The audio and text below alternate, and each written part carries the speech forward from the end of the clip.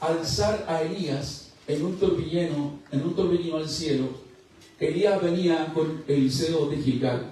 Repitan conmigo, Elías venía con Eliseo de Gilgal. Y dijo Elías a Eliseo, quédate ahora aquí, porque Jehová me ha enviado a Betel. Y Eliseo dijo, vive Jehová y vive tu alma, que no te dejaré. Descendieron pues a Betel.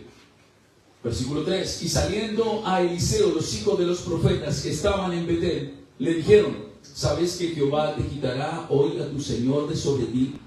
Y él le dijo, sí, yo lo sé, callado.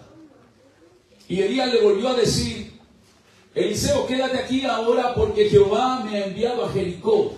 Y él le dijo, vive Jehová, vive tu alma, que no te dejaré. Y vinieron pues a Jericó. Y se acercaron a Eliseo los hijos de los profetas que estaban en Jericó, y le dijeron, ¿sabes que Jehová te quitará hoy a tu señor de sobre ti? Y le respondió, sí, yo lo sé, callad. Y Elías le dijo, te ruego que te quedes aquí, porque Jehová me ha enviado al Jordán. Y él le dijo, vive Jehová, vive tu alma, que no te dejaré. Y fueron pues ambos, y vinieron 50 varones de los hijos de los profetas, y se pararon delante de a lo lejos, y ellos dos se pararon junto al Jordán. Tomando entonces Elías su manto, lo dobló, y golpeó las aguas, las cuales se apartaron a uno y a otro lado, y pasaron ambos por el lo seco.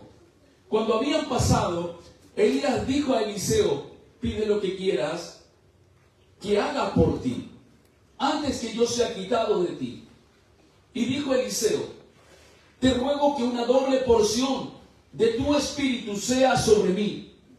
Y le dijo, cosa difícil has pedido, pero si me vieres cuando fuere quitado de ti, te será hecho así. Mas si no, no. Y aconteció que yendo ellos, hablando, he aquí un carro de fuego, con caballos de fuego, apartó a los dos, y Elías subió al cielo en un torbellino. Viéndolo Eliseo, clamaba, Padre mío, carro de Israel y su gente de a caballo. Y nunca más le vio.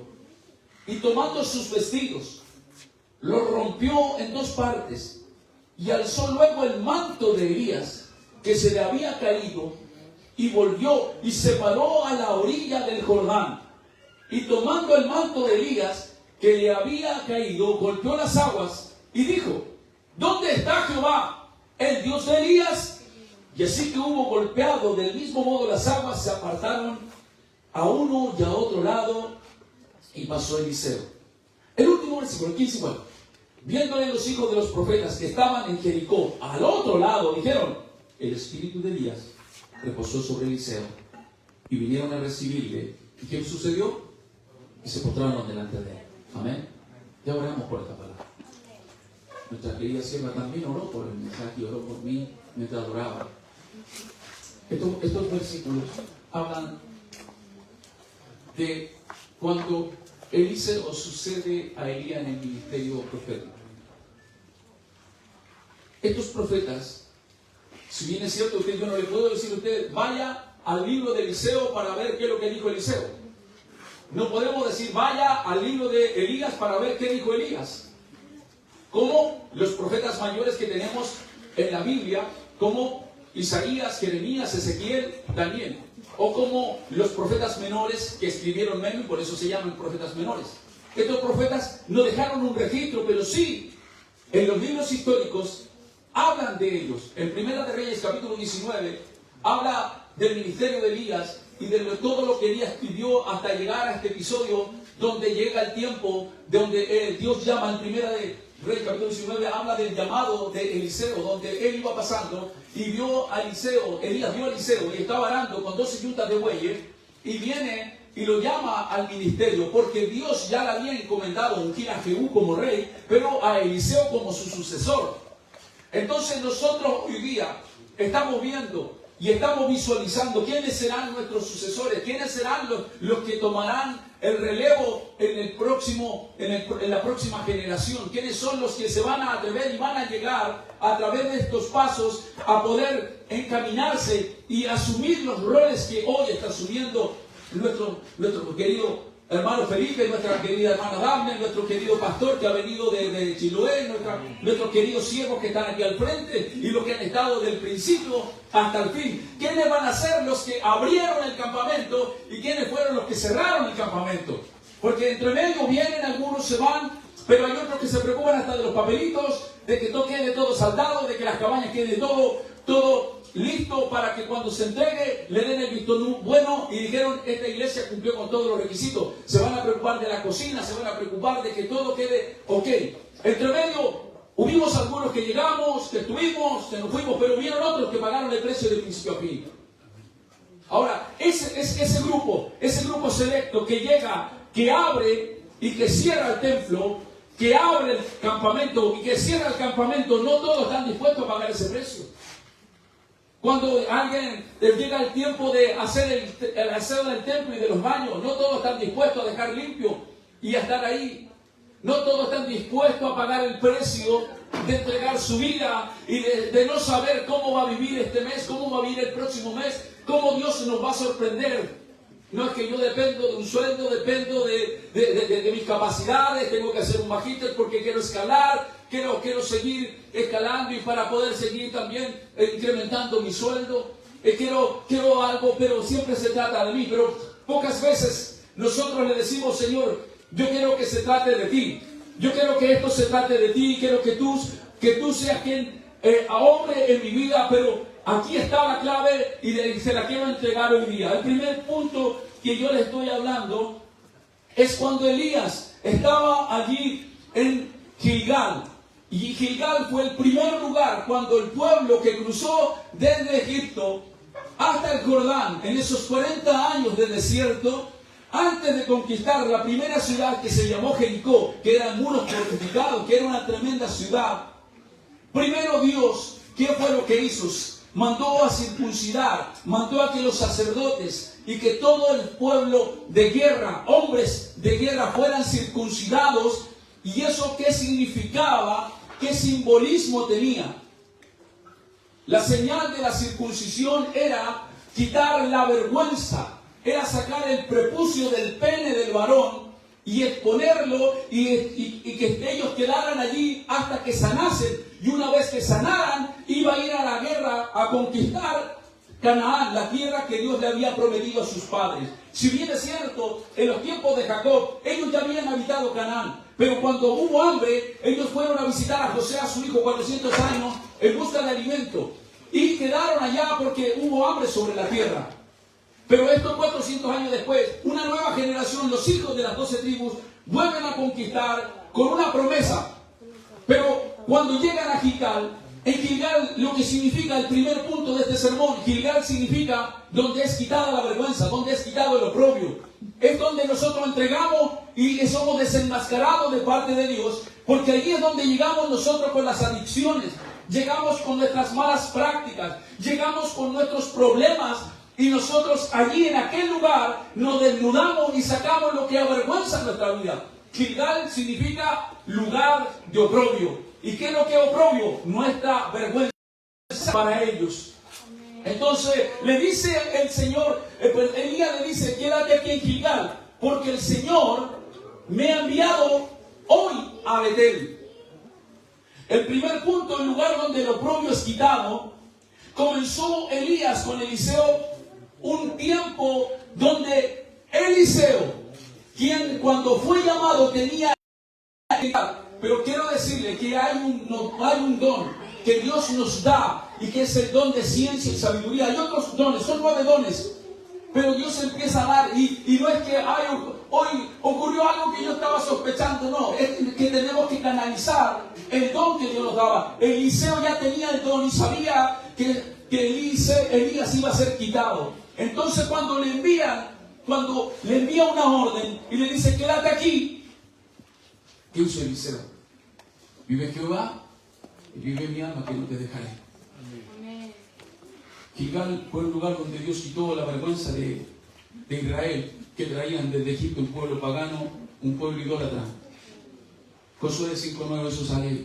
Allí hubo circuncisión, hubo trato, hubo dolor.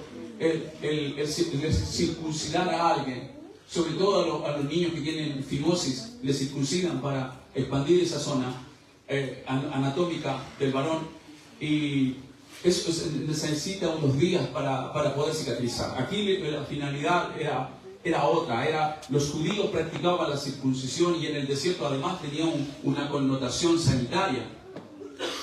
Un hombre que tiene fimosis acumula esmegma allí en el glande del pene. Pero también para el pueblo que venía circuncidado, que salió cuando en los tiempos de Moisés, también tenía una connotación sanitaria, porque no había ducha caliente, no estaban allí, vamos a entrar a la ducha y se bañaron, como ayer los chicos se deben haber bañado unas 3 veces al día. Ahí estaban en el desierto.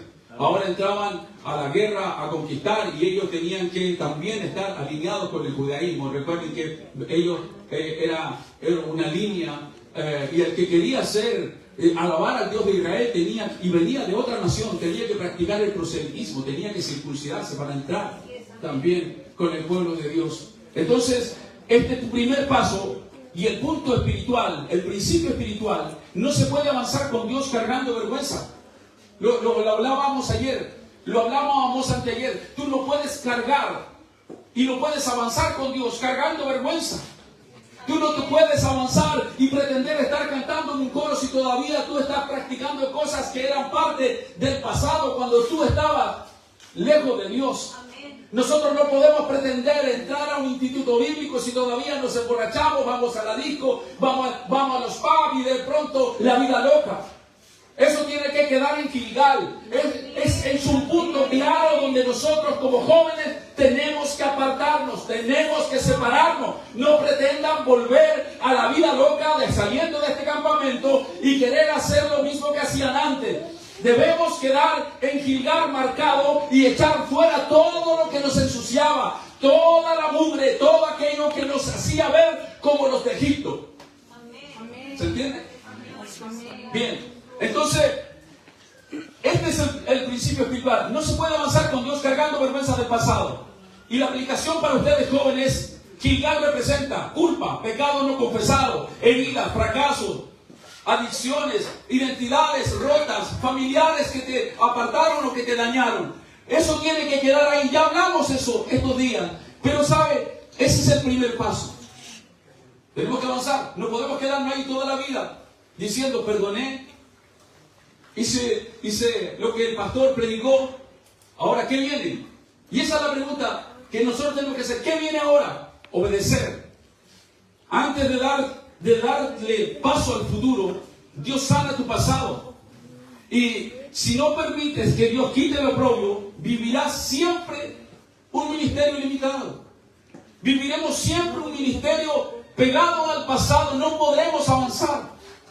Un día yo decía, ¿por qué nuestros pastores no nos visitan? ¿Por qué nuestros pastores no fueron a dejar y nunca más nos fueron a visitar? ¿Por qué ellos se olvidaron de nosotros y pagamos el precio y nunca?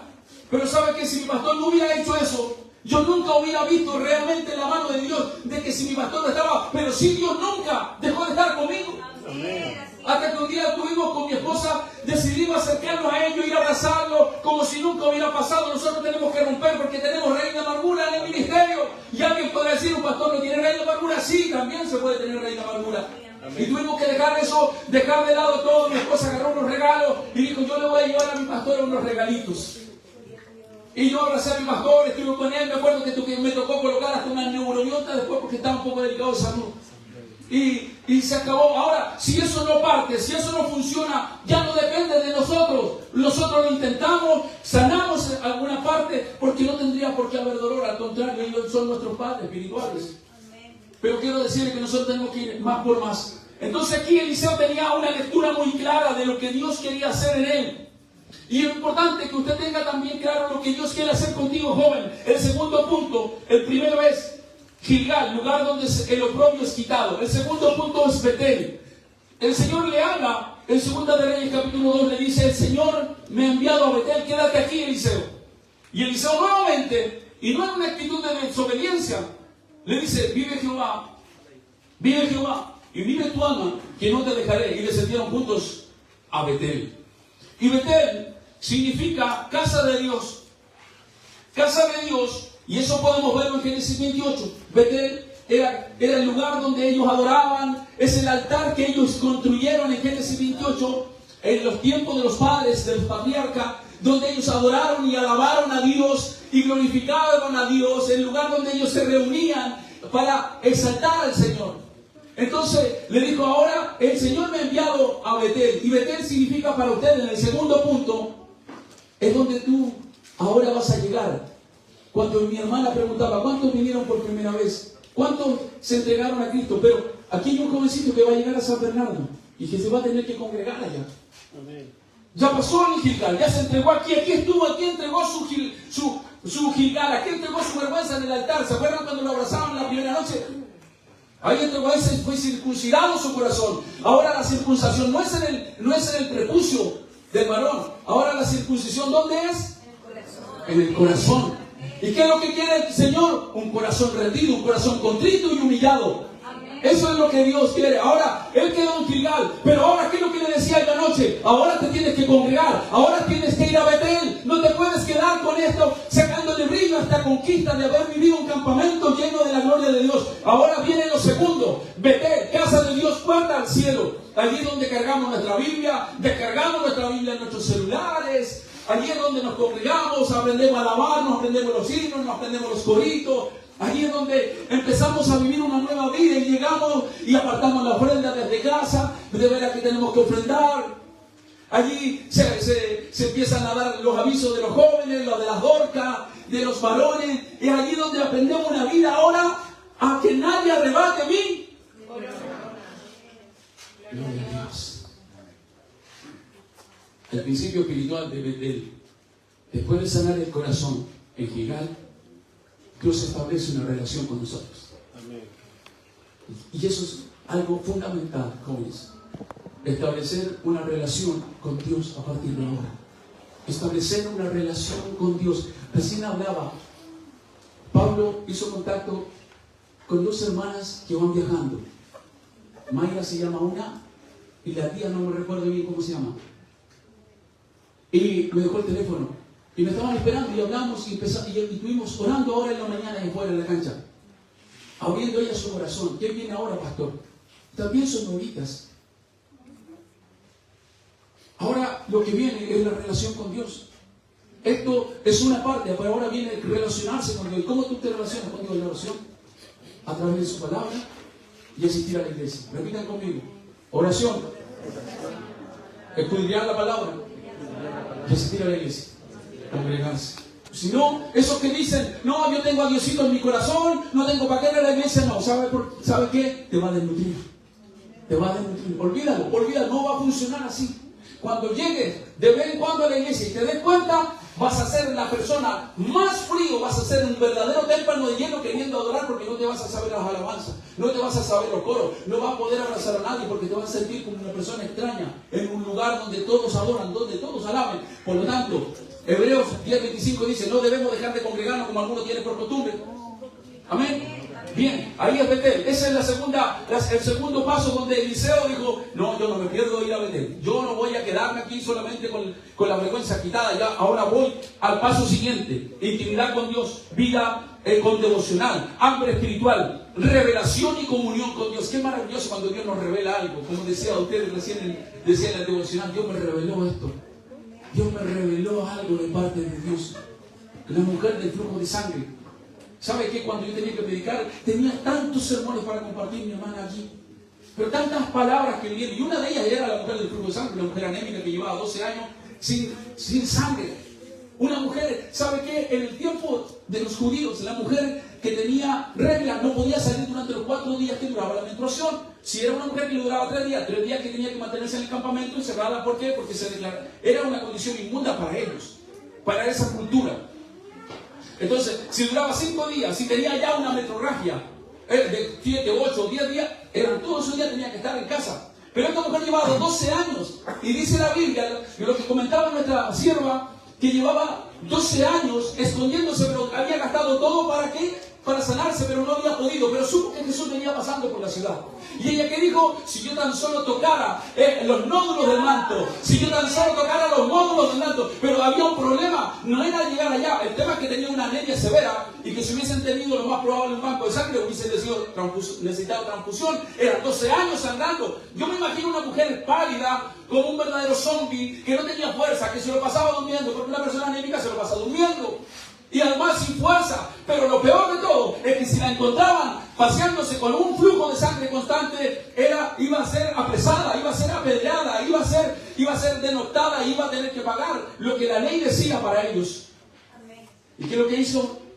Dijo, si yo tan solo llegara a donde Jesús. Piense, la multitud apretaba a Jesús. Dice que la multitud apretaba a Jesús. La multitud le apretaba. ¿Por qué dice? Porque el mismo Jesús, los discípulos dijeron, Señor, tú dices, ¿qué te ha tocado? Si todos te apretamos. Sí, muchos me siguen, dijo Jesús. Pero solo una ha venido con fe. De todos los que me siguen, ha salido poder de mí hacia esa vida. De eso se trata de Gilgal a Betel. De que tú puedas ir por algo más. De que tú puedas conquistar lo que tú recibiste hoy día, de que tú puedas plasmar lo que tú estás recibiendo. Esta mujer tenía claro, y sabe que al instante cesó el flujo, dice. Piensen ustedes las mujeres, cuántas unidades de toalla higiénica tuvo que haber usado en 12 años.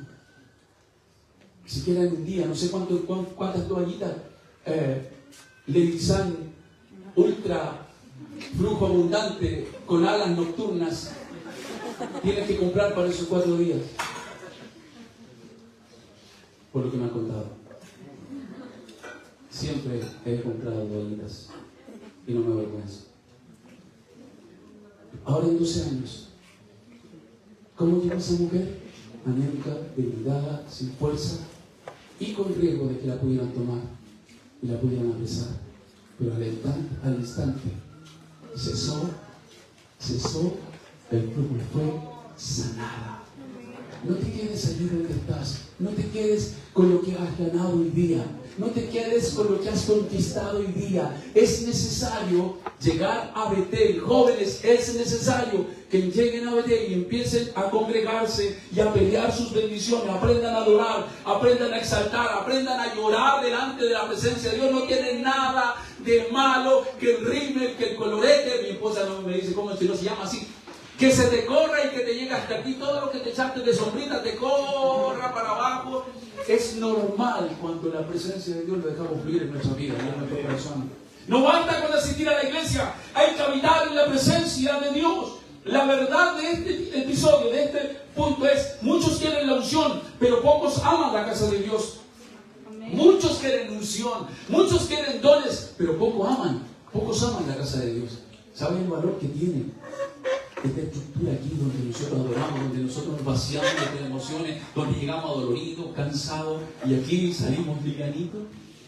Qué tremendo. ¿Cuántos pastores nos desvivimos y ministerios haciendo sopaipillas, haciendo calzones rotos, haciendo empanadas, haciendo curanto para poder construir el anhelado que no es menor? Sobre todo en un país donde el invierno es bravo, de lluvia y de frío, y el verano, el calor a churrasca. No es como en otros países que se van bajo un par de árboles y adoran y alaban a Dios, y aunque llueva, porque son climas tropicales.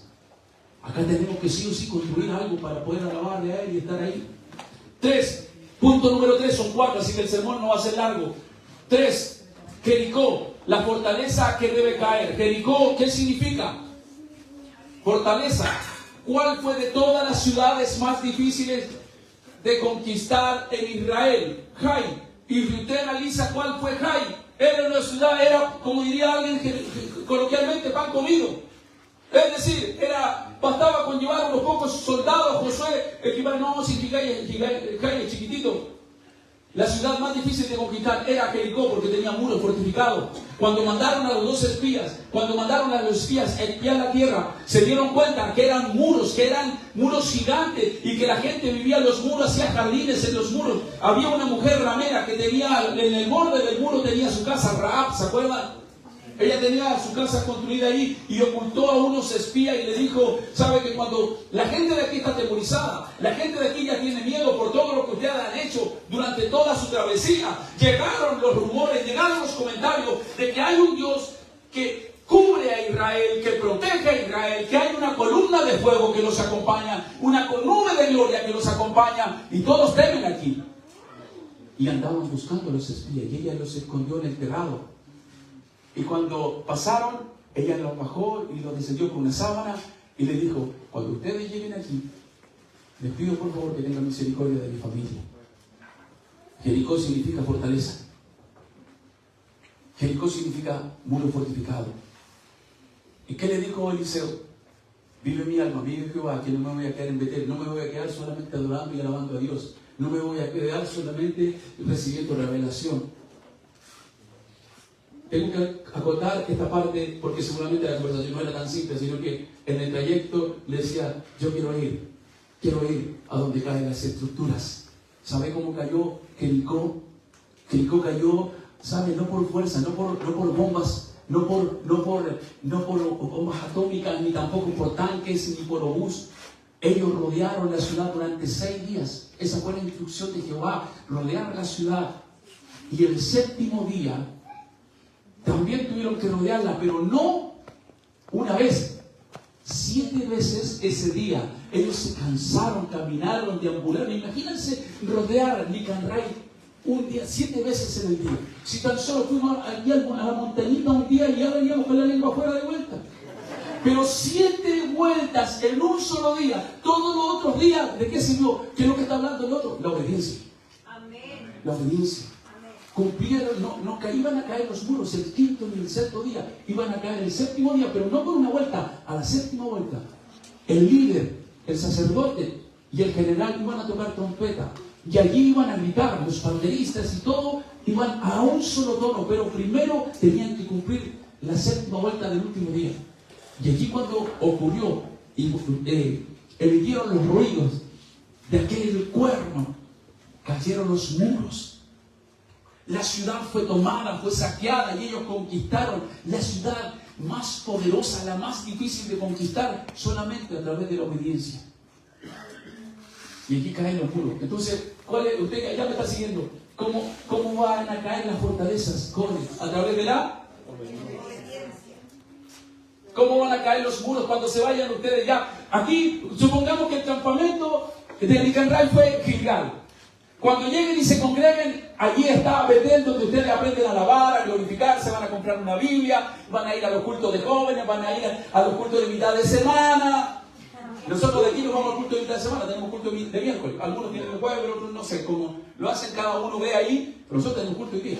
Y más encima, hace media hora el predicador me dice, pastor, no puedo predicar, así que me voy a mandar 5 sermones, porque prediqué el domingo, el lunes acá, el martes acá, hoy, y mañana la noche, con 5 sermones seguidos. Gloria a Dios. Gracias, Señor. Voy a ser obediente a ti, Señor. Entonces, ¿qué quiero decirle? Que en el tercer culto, pudo haber dicho Eliseo, porque vinieron los hijos de los profetas que tenían discernimiento de espíritus, porque ellos se estaban preparando al ministerio, y le dicen, ¿tú sabes que Elías va a ser quitado de ti? Y Eliseo que le dijo,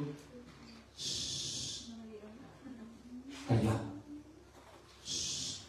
callad. ¿Y qué hizo? Se quedó allí donde caen los muros, porque alguien podría quedarse allí perfectamente. Oye, si nosotros vemos donde caen los muros, ¿saben qué? Ese varón, cuando le predicaba la primera noche, ese que era alcohólico, ese que tenía, el hijo del papá que regaló el terreno, ¿se acuerdan? Sí. ¿Sabe que es un bravucón? Que va a golpear, que prepotente. Esa es la característica de él. ¿Y sabe cómo lo vimos después? Doblaba como un jonco en la presencia del Señor. Lloraba. Si he visto llorar a alguien, es ese varón. Lloraba todo. Todavía estamos empezando el culto y ya estaba llorando. En los coritos de exaltación, él ya estaba llorando. Que los muros caigan. ¿De qué familia vienes tú? Yo vengo, mi abuelo era cacique. Y los caciques, en la jerga mapuche, tienen 2 o 3 mujeres. Mi abuelo tenía 2 mujeres, una en el pueblo y otra en el campo. Con la del campo es donde nació mi mamá y nacieron los 7 hijos. Con la otra no sabemos nada. No debe haber hijos porque no habían reclamado tierra.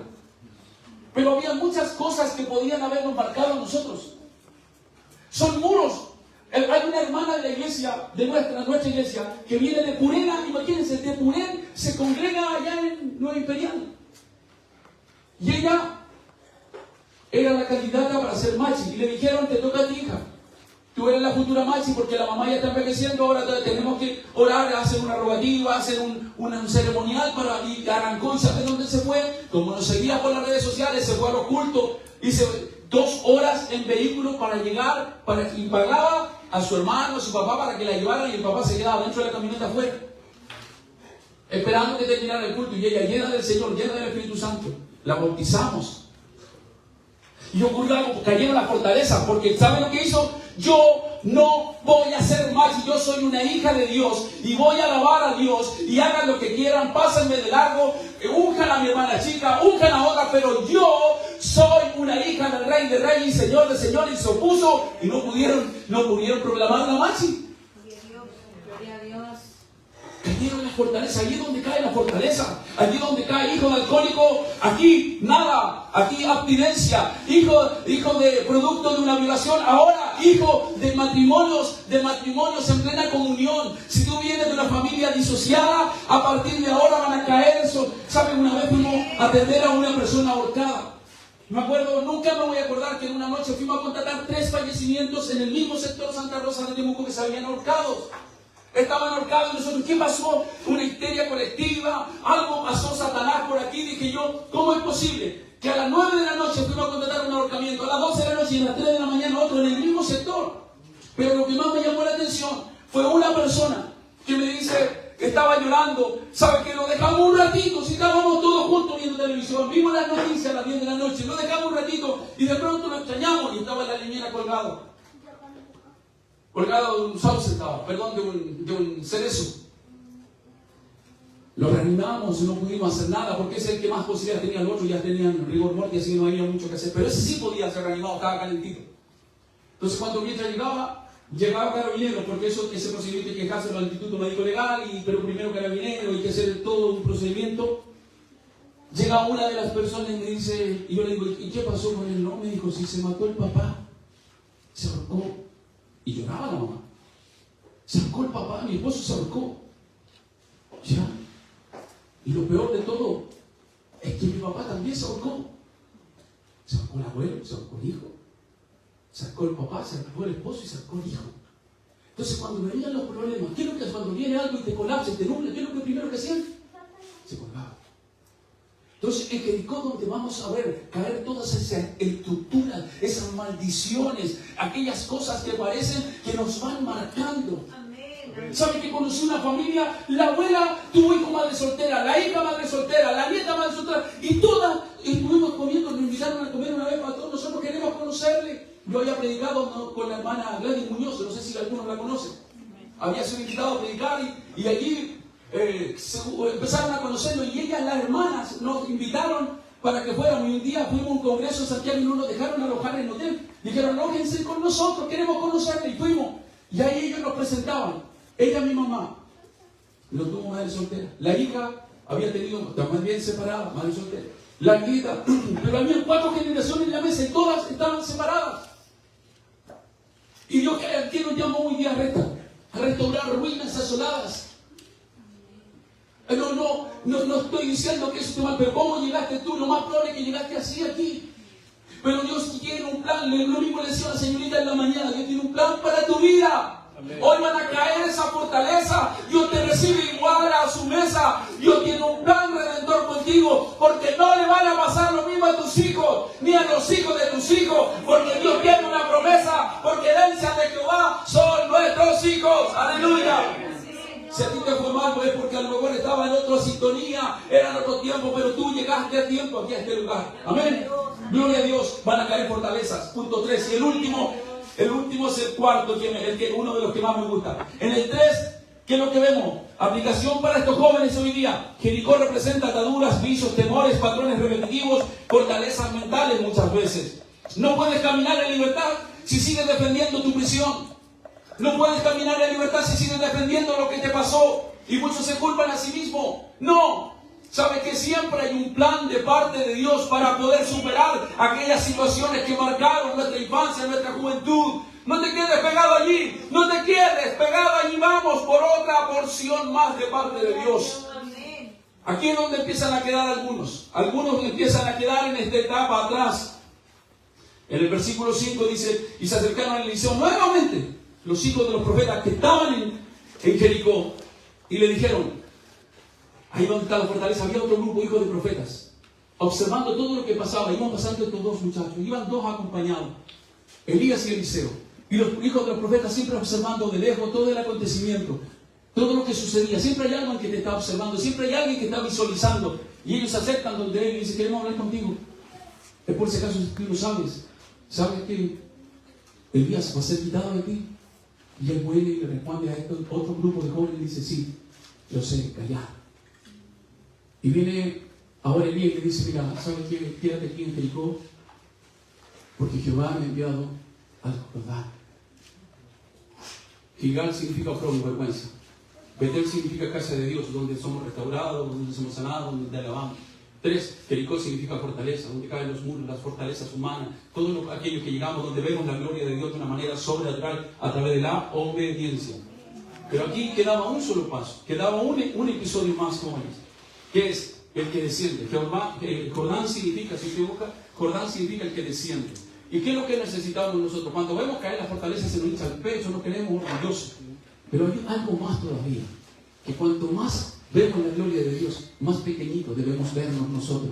Para mostrar a Cristo tenemos que mostrarnos, tenemos que hacernos más pequeñitos, tenemos que menguar para poder mostrar a Cristo de la gloria. Cuando el ego empieza a subir, cuando el ego empieza a crecer, es cuando dejamos de mostrar a Cristo. ¿Sabe por qué hay grandes hombres de Dios? Porque le han permitido seguir mostrando a Cristo a pesar de todo lo que Dios ha hecho a través de sus vidas. Somos solamente canal de bendición. Entonces, en este último paso, ocurrieron varias situaciones muy claras, que cuando lo leímos se dieron cuenta que los hijos de los profetas, cuando le revelan a Eliseo que su maestro iba a ser quitado, punto 1, no descendieron.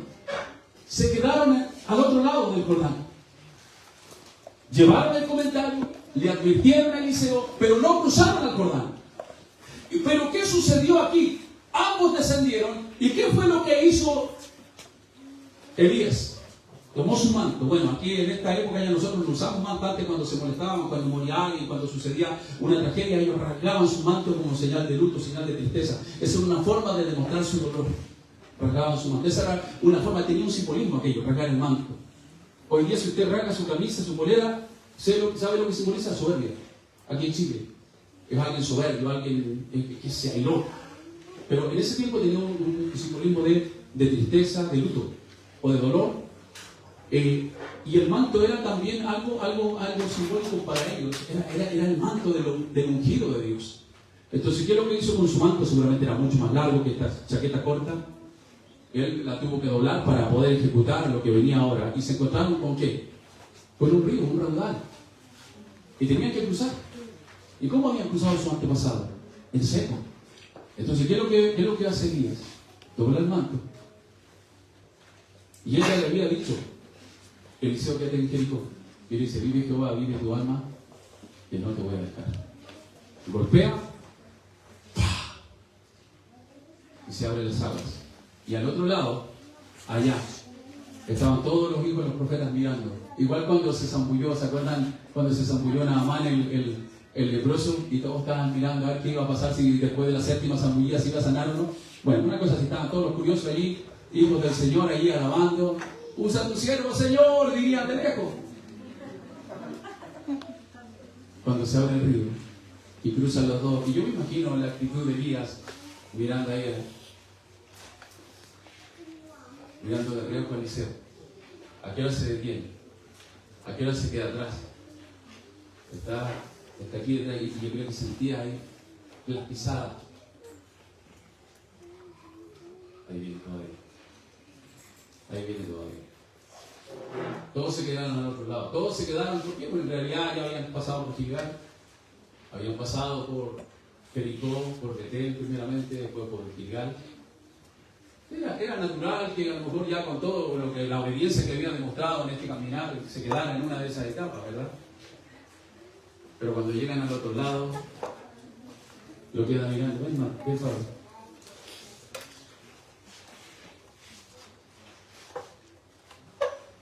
¿Qué quieres que haga yo cuando sea quitado? ¿Qué te gustaría? Una doble porción de tu espíritu.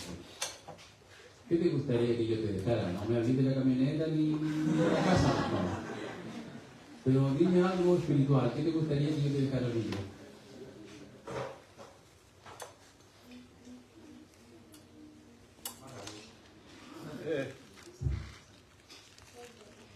Algo que no se puede tocar, algo que no se puede decir. ¿Qué te gusta? A lo mejor la perseverancia, buscar a Dios de madrugada. ¿Te gusta? ¿Te gusta cuando canto a las 5 de la mañana? ¿Me despierto doble vez? ¿No te gusta? ¿Cómo así? Bueno, eso le gustaría, adorar temprano. Bueno, yo me levanto a las 5, de 5 a 6 o 7 estoy ahí metiendo bulla, cantando, adorando, y derramo mi corazón todos los días y ellos a veces lo despierto. Y bueno, ya me tengo acostumbrado. Es algo que me señaló a mí en forma personal, de buscarlo de madrugada. Hay 2 horas, 1 hora y media en la presencia del Señor y después salgo, incluso manejo con los ojos cerrados porque el Señor me guarda. Siempre digo una herejía, ¿verdad? Eso es para que no les dé sueño. Bueno, estamos en la última etapa, golpea el manto, pero al otro lado del Jordán le dice, ¿qué te gustaría? Y él le dice, quiero una doble porción de tu espíritu. Y él le dice, wow, dura, difícil cosa me has pedido. Pero ¿sabes qué? Podría ser. Podría ser. ¿Y cuál era el pero? Solo si me vieres, cuando yo fuera quitado de él.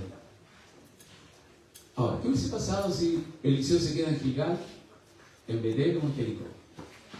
No se quedó en ninguna parte. Y ahora, Eliseo no tenía idea cuál era el quinto punto, porque ya habían pasado por 4 ciudades, ahora estaban en el Jordán. Jordán significa el que desciende, estaban en el último paso de Eliseo. Elías sabía que se aproximaba su hora, así como cuando Jesús fue quitado desde la tierra, cuando hizo la Santa Cena la noche anterior, cuando lloró en el Gólgota, cuando él fue también y oró y sudó gotas de sangre, dice, él sabía lo que venía. Bueno, Elías yo creo que el Señor ya sabía que le quedaban horitas nada más para estar ahí, y en esa parte, al otro lado, cuando vio un pegote que no se despegaba de él, alguien que quería estar en todas con él, y que llegaba, ¡ay, ya llegó Eliseo! ¿Y por qué este no se cabrea? ¿Y qué quería? ¿A qué te gustaría de mí? Una doble porción de tu espíritu. Ya, pero la única forma de que eso pueda ocurrir es cuando tú me veas que yo sea quitado de ti.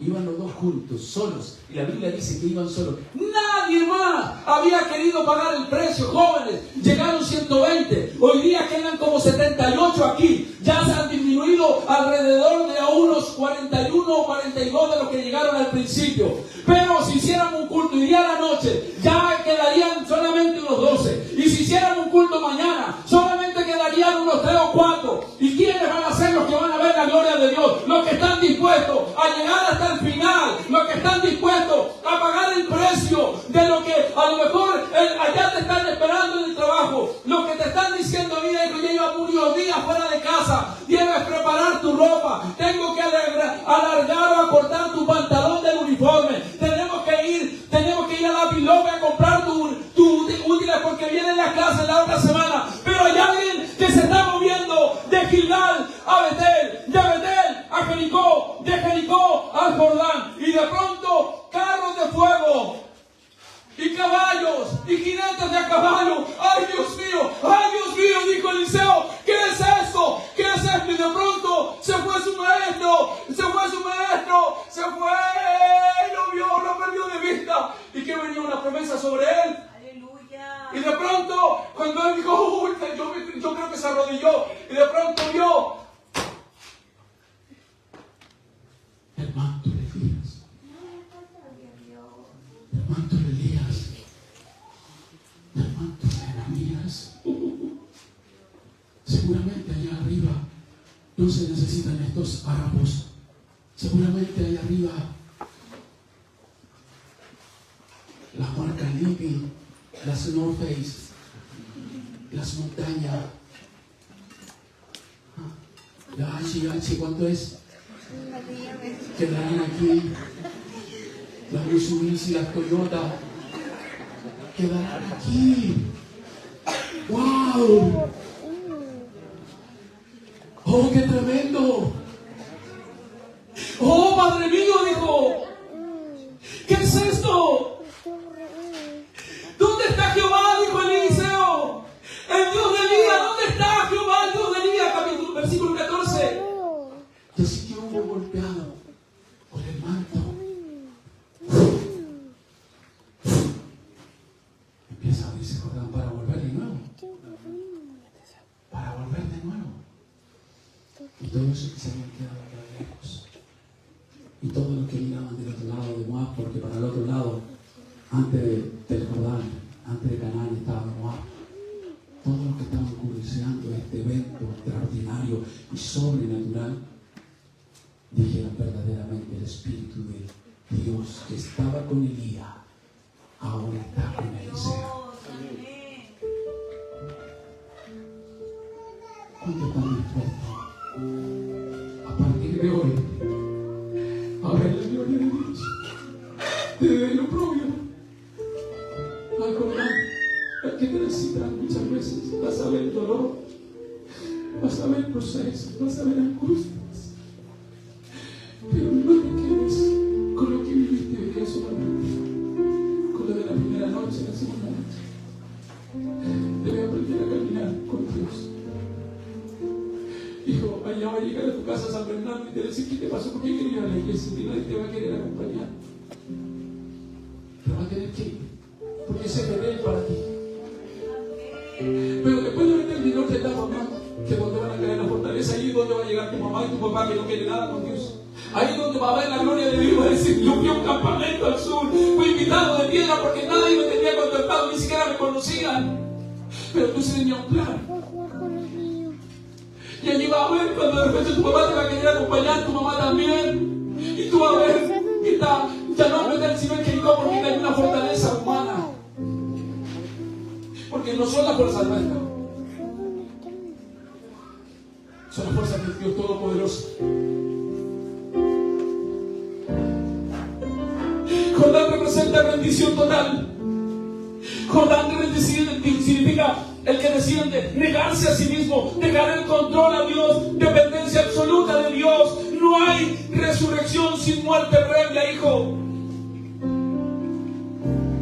No hay una vida de gloria si no has aprendido a morir. No hay victoria si no te salen manchas en las manos. Luego a veces aparece la artritis, el hipotiroidismo, porque la iglesia es difícil, porque transitar por meter es difícil, porque a veces los hermanos mismos te apuñalan por detrás, a veces los mismos líderes, a veces se vuelven contra ti, y allí donde uno quiera decir, pero sabe que hay algo más, yo sé que hay algo más para mí, yo sé que hay un Jordán, yo sé que hay un lugar donde voy a llegar, donde voy a ver la gloria de Dios. ¿Y sabe cuándo voy a ver la gloria de Dios? Cuando mi familia entera esté a los pies de Cristo, cuando mis hijos estén adorando, cuando mis nietos estén adorando, y yo me pueda ir tranquilo y pueda decir, ahí están los Eliseos, mi descendencia, que me siguió, que siguió al Dios de su papá. Me voy a ir al cielo diciendo gracias, Señor, porque tú has sido fiel y seguirás siendo fiel. No te quedes con lo básico, no te quedes solamente con lo sencillo. Tendrás que pelear tu batalla, tendrás que pelear tu bendición para llegar a la cuarta etapa de los que viven o los que vivimos el Evangelio Santo y Poderoso de Dios. El camino de Eliseo nos enseña que, 1, Gilgal sana el pasado y quita la vergüenza. 2, Betel afirma la relación con Dios en la iglesia. Jericó rompe las cadenas y las fortalezas. Y 3, el Jordán abre la gloria. Aleluya, podemos ver lo sobrenatural del Dios Todopoderoso. No todos llegan al Jordán, todos se quedaron afuera. Solamente uno llegó a cruzar. Quiero decirle que esta camada de jóvenes, no quiero pensar que solamente llegue uno o dos a esta etapa. Quiero pensar y quiero tener reporte algún día de ustedes.